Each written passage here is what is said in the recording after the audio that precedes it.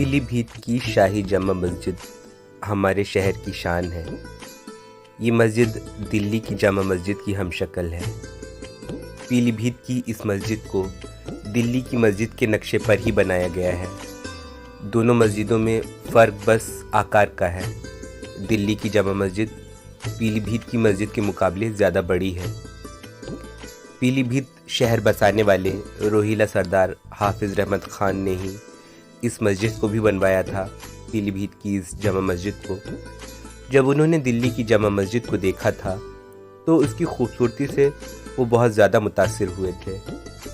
पीलीभीत की तारीख़ के रिकॉर्ड रखने वाले पुराने लोग बताते हैं कि अकाल के दिनों में लोगों को रोज़गार देने के लिए जब हाफिज़ रहमत ख़ान ने इस जगह पर एक बड़ी मस्जिद बनवाने का फ़ैसला किया तो उन्हें ख़याल आया कि क्यों ना दिल्ली की जामा मस्जिद का रेप्लिका बनवाया जाए, उसकी एक हमशक्ल मस्जिद यहाँ बनवाई जाए।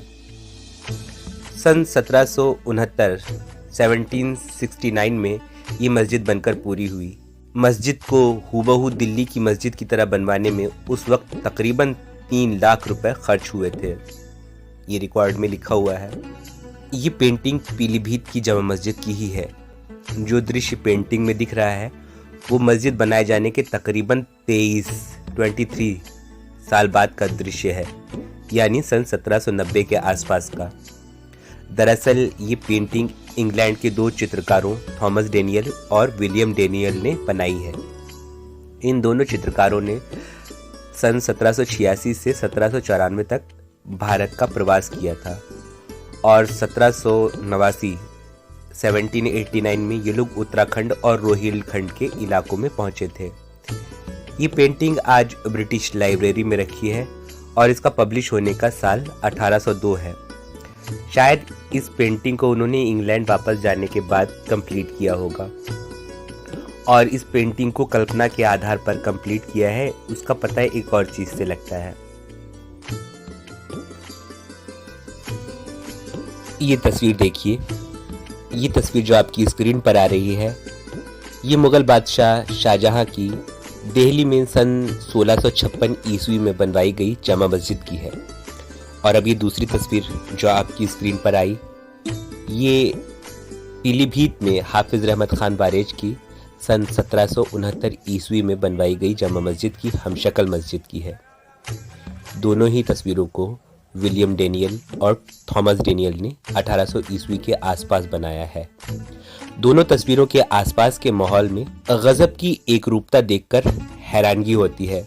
ख़ास तौर पर बैलगाड़ी देखकर ये लगता है कि चित्रकारों ने ये बैलगाड़ी अपनी कल्पना से दोनों तस्वीरों में फिट कर दी है। खैर, बचपन से इस बड़ी मस्जिद में खेलते कूदते हुए हम इसकी शानदार बनावट से कई बार हैरानगी में भी पड़े, हैरत में भी पड़े कि उस ज़माने में किस तरीके से ये बनाया गया होगा। आज से 250 साल पहले जब ये आलीशान मस्जिद बनाई गई होगी तब वहाँ पर कोई तकनीक भी तो नहीं थी जो इतनी खूबसूरती से एकदम ज्यामितीय आकार में लोग बना लिया करते थे। बहुत साल पहले की एक बात याद आई। लड़कपन के दिनों में अपने दोस्तों के साथ शब बारात में रात भर जागा जाता है, मस्जिद जाकर नफलें पढ़ी जाती हैं। हम भी अपने दोस्तों के साथ में पहुँचे यहाँ पर जामा मस्जिद में, बड़ी खूबसूरती से सजाया हुआ था। कुछ मुशायरा वगैरह भी चल रहा था। मुशायरा क्या, नातिया कलाम वगैरह सुनाते हैं मौलाना लोग बैठ के, तो वो प्रोग्राम चल रहा था। कुछ तकरीर वगैरह चल रही थी, ध्यान नहीं, लेकिन मेरी नज़र ऊपर गई ये बरामदे के ऊपर, तो मैंने वहाँ पर हाथ का एक निशान देखा। किसी मज़दूर के हाथ का निशान होगा। जब वो उसको गारे को बराबर कर रहा होगा तो उसका हाथ या तो गलती से वहाँ पड़ गया है या फिर शायद उसने हाथ से ही बराबर किया है इस प्लास्टर को।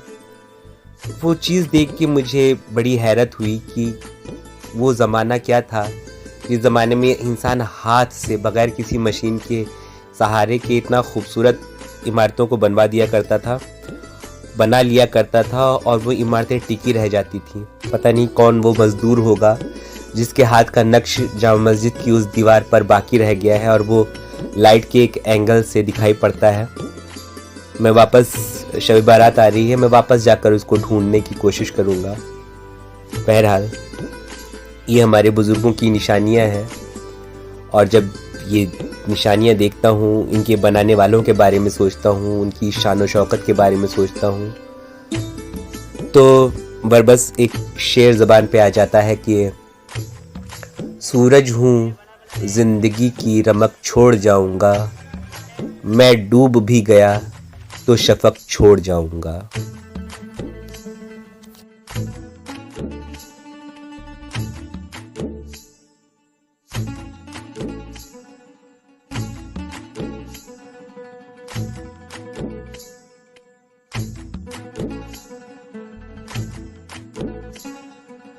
आज से 250 साल पहले जब ये आलीशान मस्जिद बनवाई गई होगी, तब हमारे गांव-नुमा शहर में बसावट के नाम पर कुछ भी नहीं रहा होगा।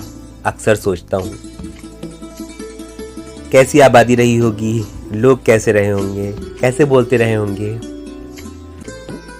दिल चाहता है कि उन जमानों में किसी तरीके से लौट सकता, किसी तरीके से उन जमानों में जा सकता, देख सकता कि इंसान किस तरह रहा करते थे। पीलीभीत में आज तक शेर हैं, और आज से 250 साल पहले तो जिन सड़कों पे हम टहलते हैं, जहाँ मेरा घर है, यहाँ पर भी जंगल रहा होगा। और जामा मस्जिद के आस पड़ोस में भी पुरानी पेंटिंग में देखता हूँ तो जंगल ही नज़र आता है, बसावट कम नज़र आती है।